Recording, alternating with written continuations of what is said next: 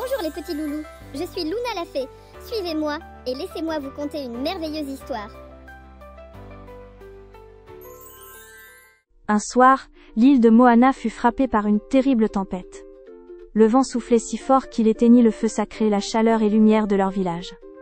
Sans le feu, les habitants se sentaient perdus, comme un océan sans vagues. Moana, une jeune fille courageuse avec des cheveux noirs ondulants et des yeux pétillants, décida d'agir. « Nous devons retrouver la flamme de Maui », déclara-t-elle avec détermination. Son petit frère, Koa, espiègle et plein de malice, bondit à ses côtés. « Je viens avec toi », dit-il, ses yeux brillants de curiosité. Ensemble, ils préparèrent une pirogue et se mirent en route. Tandis qu'ils naviguaient, Moana serra son collier de coquillages, rempli de courage. « Nous trouverons Maui », murmura-t-elle, le regard fixé sur l'horizon embrumé. Les vagues chalouchaient contre la pirogue, racontant des histoires de tempêtes passées. Après un long voyage, Moana et Koa atteignirent l'île de Maui. Le vent soufflait fort, et l'air avait une odeur de soufre. « Là-haut, sur le volcan !» dit Moana en pointant du doigt. Maui se tenait en effet, riant sur le bord du cratère. Ses cheveux bouclés volaient, et son sourire espiègle ajoutait une touche de défi.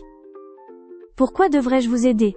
demanda Maui. « Les humains ont souvent manqué de respect au feu. » Moana, le regard déterminé, répondit. « Prouvez-nous le contraire. Si je grimpe ce volcan plus vite que toi, rallume la flamme pour nous. » Amusé, Maui accepta. Ses yeux pétillaient de malice défi, tandis que Koa, malicieux, murmurait quelque chose à l'oreille de sa sœur. Moana et Maui se préparèrent pour relever le défi. Koa, caché derrière une pierre, souriait déjà à l'idée de ses petites astuces. « Prête ?» demanda Maui, son hameçon géant brillant à ses côtés. Moana hocha la tête, ses tatouages maoris resplendissant sous la lumière du soleil. « Vas-y Moana !» s'exclama Koa, en lançant une pierre discrètement sous le pied de Maui. Au signal, Moana bondit avec agilité, ses pieds glissant sur les roches brûlantes du volcan comme un esprit protecteur.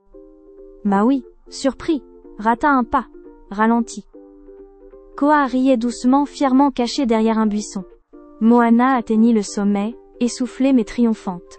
Impressionné par la victoire de Moana, Maui sourit et dit « Tu as gagné, jeune aventurière !» Il leva son hameçon vers le ciel, une étincelle traversa les nuages. Elle atterrit sur l'île de Moana, ravivant le feu sacré. « Merci !»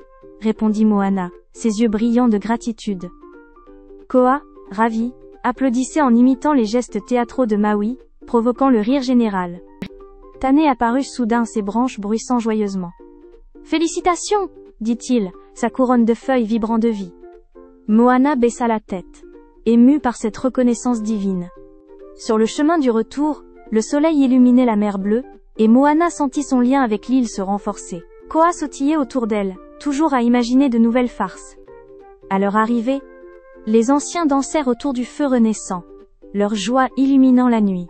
Koa raconta l'histoire à sa manière, gesticulant et riant comme Maui, provoquant des éclats de rire. Moana observa les flammes, une chaleur nouvelle dans son cœur. « Nous l'avons fait, grâce à la magie de notre île et de notre famille », murmura-t-elle. Une fois la célébration terminée, Moana et Koa s'assirent au bord du feu. « Tu sais, petite sœur, dit Koa en riant, on m'appelle le petit trickster maintenant. » Moana rit et secoua la tête, amusée par l'enthousiasme infini de son frère. Pendant ce temps, Kaou, l'esprit jaloux aux yeux brûlants, les observait depuis l'ombre des arbres, un sourire calculateur sur les lèvres. « Un jour il saura », murmura-t-il avant de disparaître dans la nuit étoilée. Moana et Koa, entourés de leur village soudé et réchauffé, restèrent silencieux, contemplant les possibilités infinies d'un avenir illuminé par leur courage et leur amour.